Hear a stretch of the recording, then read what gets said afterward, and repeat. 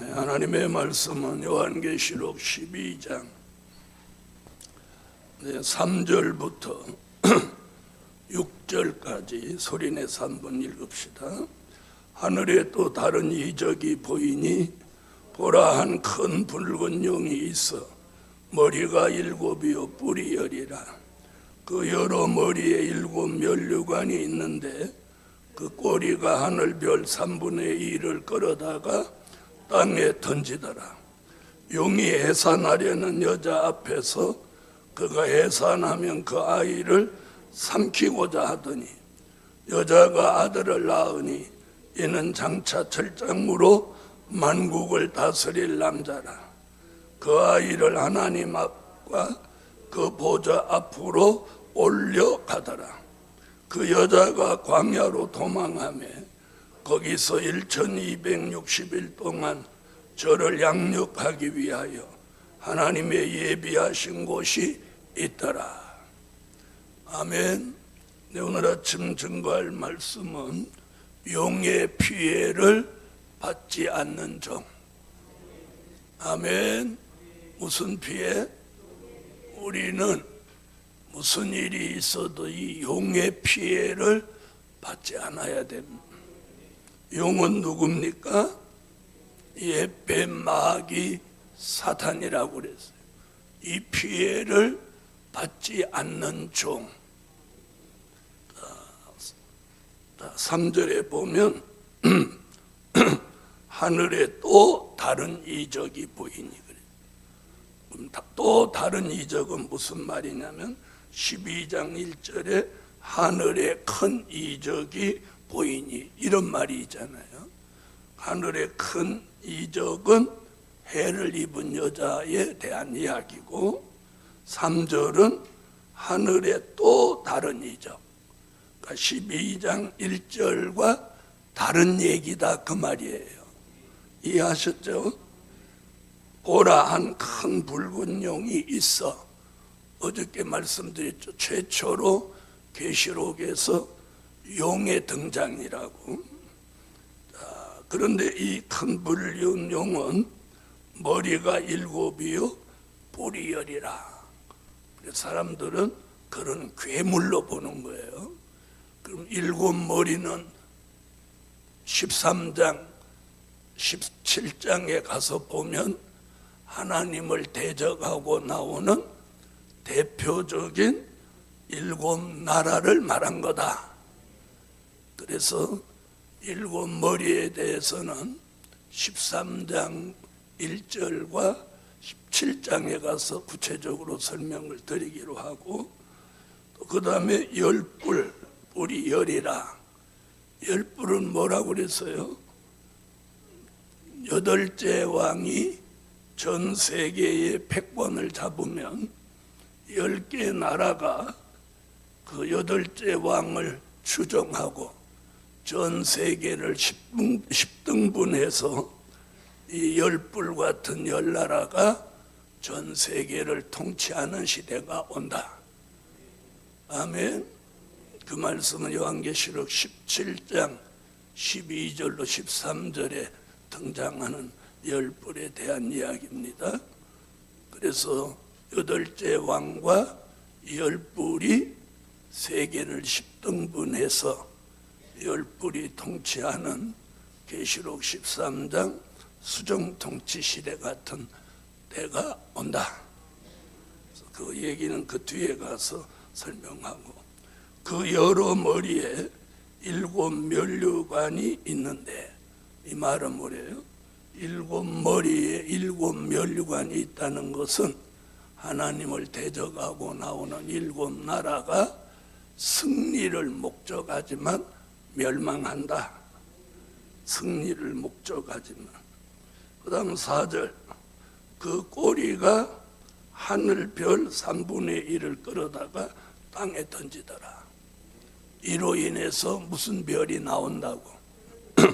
그냥 떨어진 별이 아니고 땅에 떨어진 별이 계시록 9장 1절로 3절 같이 나온다고 말씀드렸어요. 자, 그러면 이 별은 용의 피해를 받았습니까? 안 받았습니까? 한참 걸리네요. 받았다는 게 뭐예요? 용의 꼬리가 하늘별 3분의 1을 끌어다가 땅에 던져버렸다는 거예요. 자, 그럼 피해를 입은 거죠. 자, 그럼 이 종들은 누구냐? 기존에 있던 종들이에요. 네, 하늘별. 그리고 말세의 종은 지금 12장에서 지금 등장하는 거예요. 그리고 하늘별 3분의 1은 기존에 있던 종들의 3분의 1이 떨어지는 거예요. 어떻게 보면 굉장히 무서운 일이 지금 벌어지고 있는 겁니다. 중요한 것은 이 용의 피해를, 지금 등장하는 말세의 종은 피해를 받지 않는다. 뭐는 있지만, 압박은 있지만. 자, 그래서 4절 보니까 한편으로는 꼬리로는 하늘별 3분의 1을 끌어다가 땅에 던지고, 꼬리로는 용이, 그리고 입으로는 용이 해사라는 여자 앞에서 그가 해산하면 그 아이를 입으로는 삼키고자 하더니, 그러니까 용이 한꺼번에 지금 두 가지 일을 하고 있는 거예요. 네? 입으로는 남자아이를 삼키려고 하고, 무슨 말인지 아시죠? 그러니까 용이 향한 쪽은 어디예요? 여자를 향해서 여자가 낳는 아이를 삼키려고 그쪽으로 향해 있으면서 꼬리로는 하늘별 3분의 1을 끌어다가 땅에 던져. 그러니까 대단한 능력을 가지고 나타난 거죠. 동시에 두 가지 일을 하고 있다 이 말이에요. 자, 그래서 여자 앞에서 남자아이를 낳으면 삼키려고 딱 대기하고 요렇게 하고 있으니까 이 여자도 남자아이도 뭘 받아? 압박을 받는 거예요. 압박을. 자, 그런데 5절, 여자가 아들을 낳으니 이는 장차 철장으로 만국을 다스릴 남자라. 자, 이 부분 어저께도 설명했죠. 철장으로 만국을 다스릴 남자라는 그 답은 어디서 찾는다고? 요한계시록 19장 14절로 15절에 철장의 권세를 가지고 하늘의 군대로 쓰여지는 종을 내다본 거라고. 그러므로 이 남자아이를 예수라고 하는 사람들은 참 어리석은 거예요. 저는 그런 분들을 많이 만나서 내가 그러는 거예요. 이 남자아이가 예수면 해를 입은 여자는 누가 되는 거예요? 그렇죠. 마리아가 되는 거지. 그럼 이 해를 입은 여자가 마리아냐? 내가 이렇게 질문을 하는 거예요. 그러면 또 마리아는 아니라는 거야. 왜? 마리아라고 하면 마리아가 해를 입은 적이 없잖아요. 발 앞에 달이 있고 뭐 별에 이런 얘기가 없잖아요. 또 그 다음에 이 여자는 6절에 어디로 가요? 예비초로 간단 말이에요. 그럼 예수를 낳은 마리아가 애굽으로 피난한 적은 있어도 예비초로 도망한 일은 없단 말이에요. 그렇죠? 그러니까 이 잘못된 주장은 제 질문 3번을 못 피해 간다는 거예요. 또 남자아이가 예수라면 그 남자아이를 낳은 이 여자는 당연히 마리아가 돼야지. 맞아요, 안 맞아요? 남자아이는 예수인데 그 남자아이를 낳은 여자는 마리아가 아니다. 그건 궤변이죠, 궤변. 그래서 여자가 아들을 낳으니 이는 장차 철장으로 만국을 다스릴 남자다. 예수라고 하는 사람 나올까봐 딱 여기다 못을 박아놓은 거예요. 그래서 그 말씀은 어디로 가서 계시록 19장 14절로 15절에 하늘의 군대. 그러므로 여기서 말한 남자아이는 계시록 7장 1절로 4절에 하나님의 입맞은 종 14만 4천이다. 다시 말하면 용의 피해를 받지 않으려면 백마의 사상을 가지고 하나님의 입맞은 종이 돼야 합니다. 자, 그 다음 보세요. 그 아이를 하나님 앞과 그 보좌 앞으로 올려가더라. 올라가더라가 아니고 올려가더라예요. 아멘. 그래서 성경에서는 공중으로 끌어올려, 어디서 나온 말이에요? 데살로니가 전서 4장 16절로 17절에 나온 말이죠. 공중으로 끌어올려 공중에서 주를 영접하게 하시리니. 11장 12절에서는 그런 말이 아니고 다시 11장 12절 와보세요.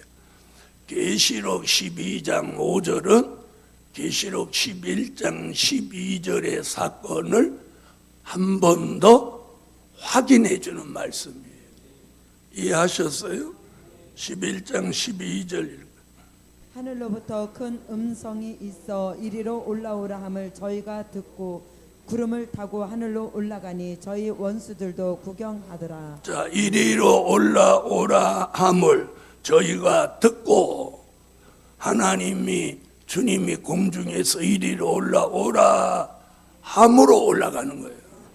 그러니까 끌어올린다는 표현이 맞는 거예요. 사다리를 올라가듯이 내가 올라가는 게 아니라는 뜻이에요. 그래서 5절에 그러죠. 그 아이를 하나님 앞과 보좌 앞으로 올려가더라. 데살로니가 전서에서는 공중으로 끌어올려. 아멘. 11장 12절은 이리로 올라오라. 아멘. 그러니까 12장 5절은 11장 12절에 있었던 들림받는 역사를 한 번 더 반복적으로 말씀하고 있다. 이렇게 봐야 돼요. 그렇게 안 보면 야, 휴거가 두 번 있나? 11장 12절에도 있고 12장 5절에도 있고 이렇게 성경을 보면 안 되는 거예요.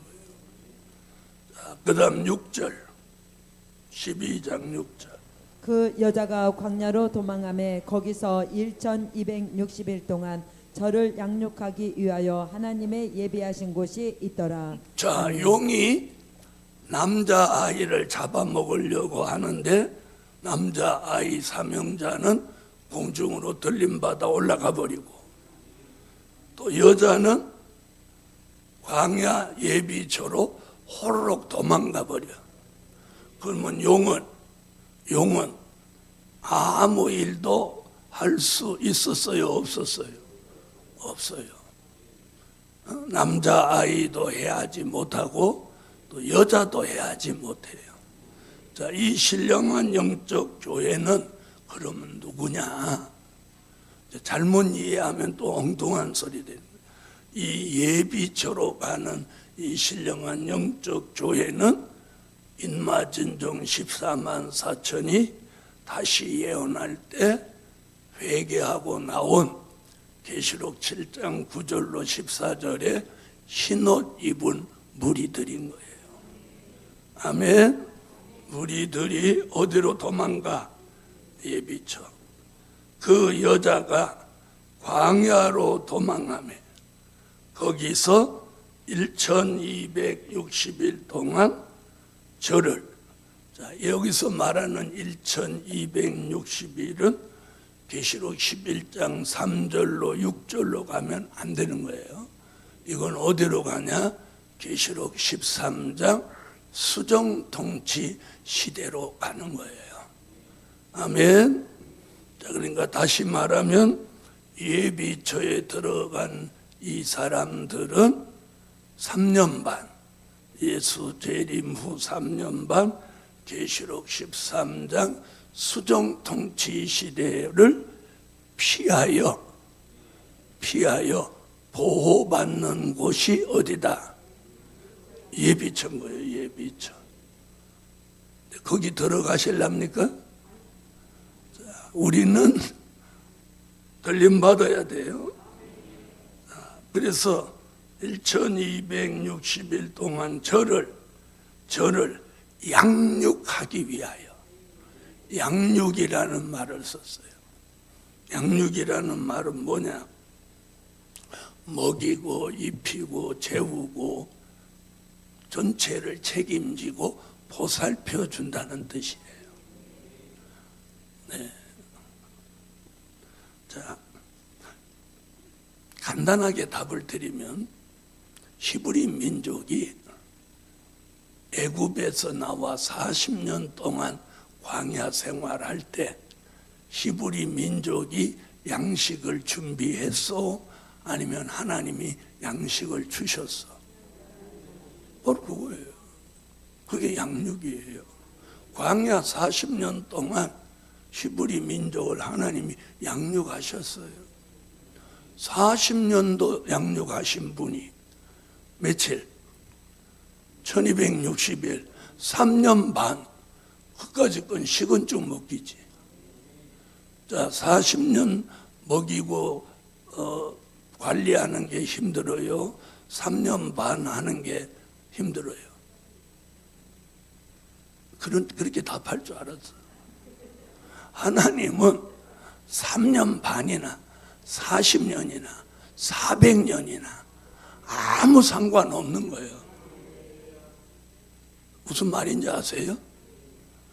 네? 돈 많은 사람은 점심을 10만 원짜리 먹거나 100만 원짜리 먹거나 혼자 먹거나 10명이 먹거나 아무 상관없듯이, 네?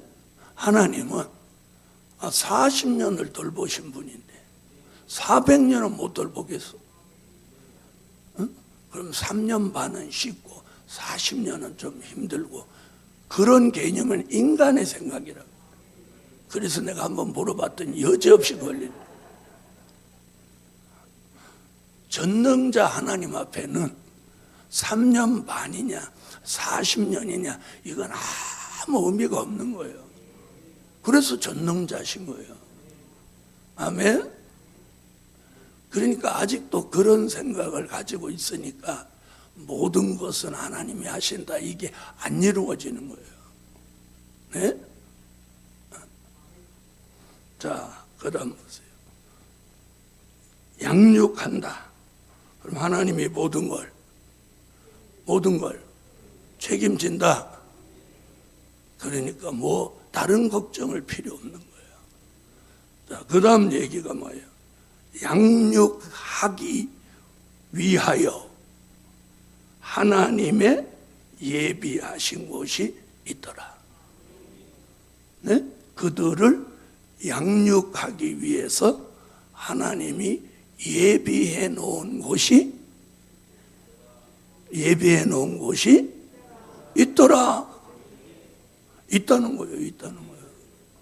아마 있을 거야, 이게 아니야. 있을 거야가 아니고 있더라. 확정이야, 확정.